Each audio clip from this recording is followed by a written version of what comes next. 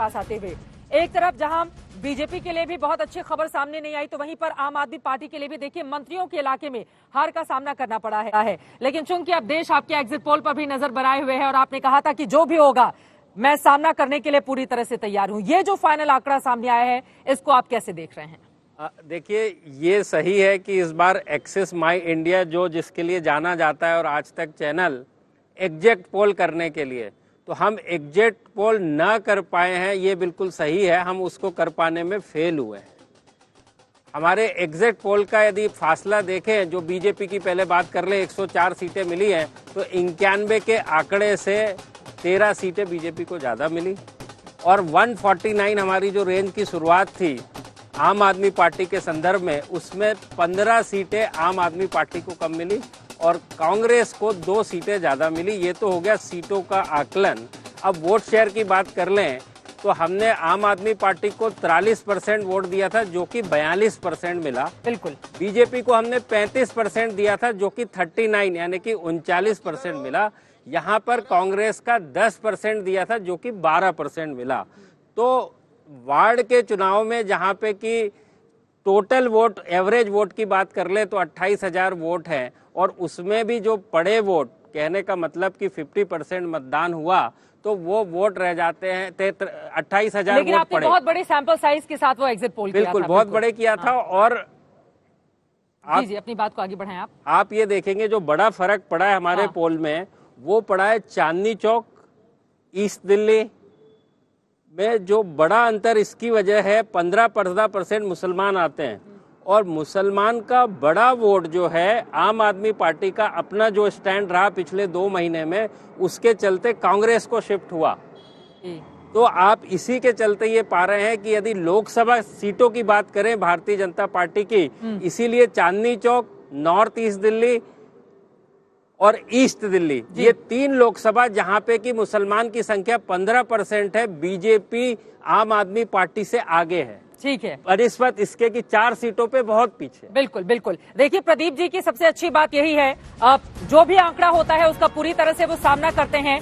बिल्कुल एग्जैक्ट तो नहीं हो पाया है, लेकिन जीत की जो भविष्यवाणी आम आदमी पार्टी के लिए उनकी ओर से की गई थी, वो तो पूरी तरह से सच साबित हुई। ये आंकड़े आपके सामने हैं। हालांकि बीजेपी ने टफ फाइट जरूर दी, लेकिन वो काफी ज्यादा पीछे रह गई। अपने बाकी के दोनों मेहमानों का रुख करते हुए संजय जी जल्दी से, अब ये आंकड़े दोनों का ही दावा है। एक तरफ बीजेपी कह रही है मेरा ही मेयर बनेगा, कोई भी बड़ा नेता दिल्ली बीजेपी का मानने को तैयार नहीं है। भैया हार गए हो, अब हार स्वीकार करो, आगे बढ़ो। इसके पीछे का कारण, वजह क्या नजर आती है संजय जी आपको? चित्रा जी, स्पष्ट कहूं, मुझे इसके बारे में कुछ पता नहीं कि एक पार्टी जीतती है और जीत हार का तो बहुत सिंपल गणित है। बिल्कुल। जिस व्यक्ति को ज्यादा नंबर आए हैं क्लास में वो आगे रहता है, जिसको कम नंबर है वो पीछे है। और नंबर भी इतना जो कि साफ दिखाता है कि मेजॉरिटी मार्क्स से आगे है।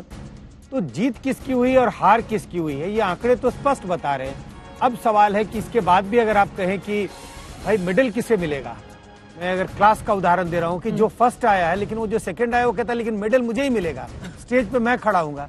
तो ये गणित मेरी भी समझ में नहीं आता। इसके पीछे कुछ राजनीति होगी। बीजेपी को हार मान लेनी चाहिए, कम से कम ये आंकड़े तो यही बताते हैं। 134, 104, 30 का बहुत बड़ा फर्क है। मुझे नहीं लगता कि ये बात किसी को कहने की जरूरत है कि बीजेपी को हार मान लेनी चाहिए। लेकिन ये बात जरूर है, बीजेपी का अपना जनाधार खिसका नहीं है, उनका जनाधार बरकरार है। बिल्कुल। लेकिन अगर सीटों के नजरिए से देखें तो हार है, ये मानने में कोई कुरेज नहीं होनी चाहिए। वोट प्रतिशत उनका बढ़ा है विनोद जी, लेकिन वही है कि अभी भी बीजेपी इस उम्मीद में है कि मेयर हमारा, मनोज तिवारी से लेकर आदेश गुप्ता तक हर कोई एक जुबान में यही बातें कह रहा है। देखिए, बीजेपी के जो सर्वोच्च नेता अटल बिहारी वाजपेयी जी थे, उनकी एक मशहूर कविता है कि हार नहीं मानूंगा, लेकिन उससे अगली लाइन है रार नहीं ठानूंगा।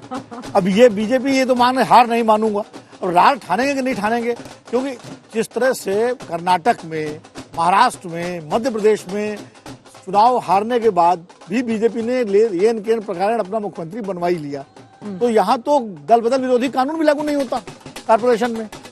ये उम्मीद की बड़ी वजह है। मैं बता रहा हूँ आपको, उस दिन भी हरीश गुप्ता वो आए थे, अपने हरीश खुराना, तो यही कह रहे थे नतीजा कुछ भी हो मेयर बीजेपी का ही बनेगा, और ये सुबह से सब यही चल रहा है। सारे लोग एक सुर में। मुझे जो है, जो बीजेपी की राजनीति इसमें, इस दौर की जो बीजेपी की राजनीति लगातार आप देखिए पिछले 4, 5, 6, 7 वर्षों में, कि मेघालय में हो, गोवा में हो, सरकार मतलब वो बनाई लेती। तो यहाँ भी जो है आम आदमी पार्टी को बहुत सतर्क रहने की जरूरत है। अपने कारपोरेटर्स को कहीं किसी रिजॉर्ट कांग्रेस में, पार्टी की तरह उनको किसी भी रिजॉर्ट सफर करने में की भेजे, जरूरत है। हाँ। मतलब कहीं पंजाब में भेज दें, ताकि जो जब मेयर का चुनाव हो तो वो, क्योंकि यहाँ वो तो लागू नहीं होगा दल बदल विधेयक, कोई व्हिप जारी नहीं होता, बिल्कुल। तो जब ऐसे में तो वो फ्री है, उनको तमाम तरह के प्रलोभन दिए जा सकते हैं। मतलब ये डर सता रहा होगा आम आदमी पार्टी के ये डर भीतर। आम आदमी पार्टी को सताना चाहिए, क्योंकि जब विधानसभाओं में राज्यों में जहां दल बदल विरोधी कानून लागू है, आप देखिए 45 विधायक महाराष्ट्र में बिल्कुल सीधे के सीधे चले गए शिवसेना जैसी पार्टी से, आप कल्पना कीजिए। तो मध्य प्रदेश में 23 चले गए, कर्नाटक में 15-16 चले गए, और उसके बाद सरकारें वहां बदल गई।